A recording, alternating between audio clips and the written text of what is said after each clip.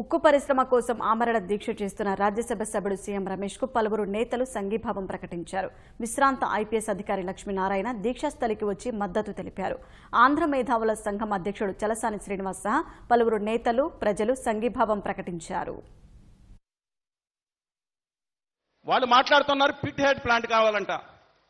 అంటే ఎక్కడ గన్ ఉంటే గనక ఆ ఉక్కు కర్మాగారాన్ని అక్కడ పెట్టాలని. మీకు తెలవకపోతే రండి, మిమ్మల్ని జపాన్ తీసుకెళ్దాం.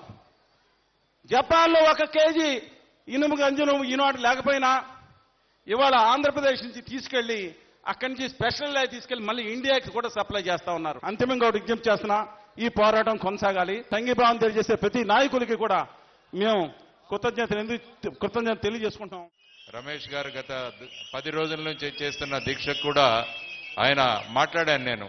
మీరు ఎందుకు చేస్తున్నారు, మీ ఆరోగ్యం ఇంత క్షీణించింది కదా, మీరు మళ్ళా మనం ఫైట్ చేయొచ్చు కదా అంటే ఆయన అన్నారు, నేను 2వసారి రాజ్యసభకు ఎంపికయ్యాను. ఈ రీఆర్గనైజేషన్ యాక్ట్ అన్నది మేము చేసుకున్నాం.